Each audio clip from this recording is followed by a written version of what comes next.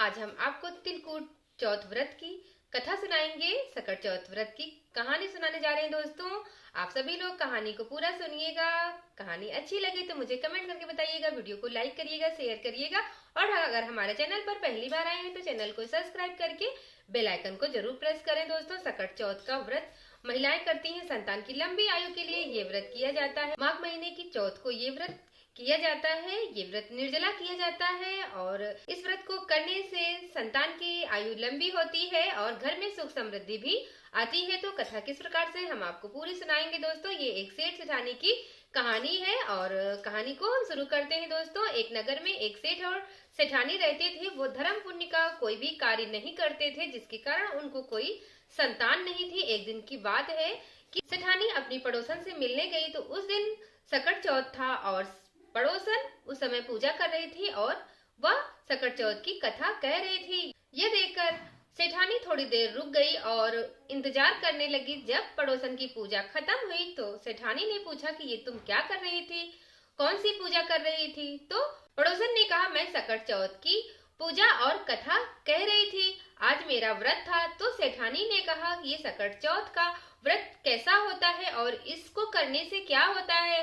तो पड़ोसन ने सेठानी से कहा कि इस व्रत को करने से संतान का सुख मिलता है, घर में सुख समृद्धि आती है। तो सेठानी बोली, मेरे तो कोई औलाद नहीं है और अगर मुझे औलाद हो जाए, अगर मैं गर्भवती हो जाऊं तो मैं भी तिलकुट का व्रत करूंगी और सवा सेर का तिलकुट पूजा भी करूंगी।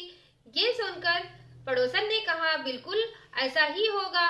और माता रानी की कृपा से, सकट चौथ माता की कृपा से वो सेठानी गर्भवती हो गई। और जब गर्भवती हो गई तो पड़ोसन ने कहा कि तुमने कहा था कि जब मैं गर्भवती हो जाऊंगी तो सवा सेर तिलकुट करूंगी, तो अब तुम गर्भवती हो गई हो। सेठानी ने कहा, नहीं, जब मेरे पुत्र होगा तब मैं करूंगी, अभी मैं नहीं करूंगी। और सेठानी ने कोई व्रत और कोई पूजा नहीं की। पड़ोसन ने सेठानी को बार बार समझाया, लेकिन सेठानी ने कहा, नहीं नहीं, जब मुझे लड़का होगा तभी मैं 2.5 सेर का तिलकुट करूंगी। समय बीत गया, फिर सेठानी को लड़का हुआ, तभी उसने तिलकुट का कोई पूजा पाठ नहीं किया। सेठानी ने कहा, जब मेरे लड़के की शादी होगी तब मैं 5.25 सेर का तिलकुट करूंगी, अभी मैं नहीं करूंगी। और उसने नहीं किया। सेठानी का लड़का विवाह योग्य हो गया और उसने कोई तिलकुट की पूजा नहीं की।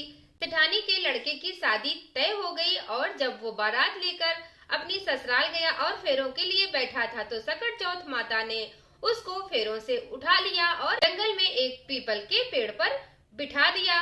अब वहाँ पर हाहाकार मच गया कि दूल्हा गायब हो गया, दूल्हा कहाँ चला गया। ये देखकर सारे नगरवासी बड़े परेशान हुए और सेठानी को इस बात की खबर लगी तो वो भी बड़ी चिंतित हुई कि मेरा बेटा कहाँ चला गया। समय बीत जाता है और कुछ समय के बाद जिस कन्या के साथ सेठानी के लड़के का विवाह तय हुआ था वह गणगौर पूजा के लिए जंगल जाती है और उसी पीपल के नीचे खड़ी होती है तो वहाँ से आवाज आती है कि ओ मेरी अर्धब्याही, ओ मेरी अर्धब्याही। ये सुनकर वह अपने घर आती है और खाना पीना छोड़ देती है। बहुत दुबली पतली भी हो जाती है, उसका शरीर काफी कमजोर हो जाता है। तो यह देखकर उसकी माँ पूछती है, बेटी, मैं तुमको इतना अच्छा खाना खिलाती हूँ, इतने अच्छे कपड़े पहनाती हूँ, लेकिन तुमको किस बात की चिंता है, तुम इतनी दुबली क्यों हो रही हो, तुम क्यों सूखती जा रही हो। तो उस लड़की ने अपनी माँ से कहा, माँ, मैं जंगल गई थी और जब भी मैं उस पेड़ के नीचे, पीपल के पेड़ के नीचे से होकर गुजरती हूँ तो वहां से आवाज आती है, ओ मेरी अर्धब्याही, ओ मेरी अर्धब्याही।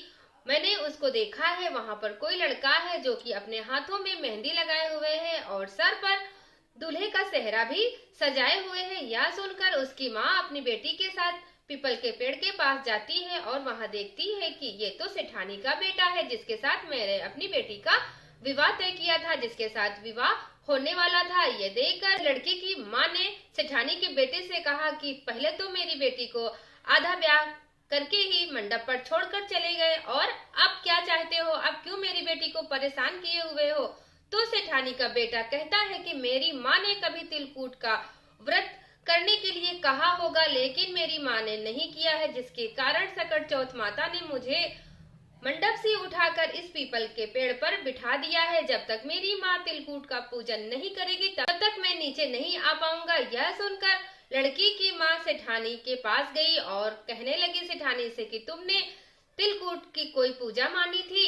यह सुनकर सेठानी ने कहा, हाँ, मैंने तिलकुट की पूजा मानी थी। मैंने कहा था कि जब मेरे बेटा होगा तब मैं पूजा करूंगी, लेकिन मैंने बहुत गलत काम किया, मेरे बेटा हो गया, मैंने तिलकुट का पूजन नहीं किया। तो लड़की की माँ ने कहा कि तुम फिर से तिलकुट का पूजन करो, तुम्हारा बेटा तुम्हारे पास आ जाएगा। यह सुनकर सेठानी ने कहा, मेरा बेटा घर आ जाए तो मैं 2.5 मन का तिलकुट करूंगी और माता रानी से क्षमा भी मांगूंगी। यह सुनकर सकट माता खुश हो गई और सेठानी के बेटे को पीपल के पेड़ से उतार कर मंडप पर बिठा दिया।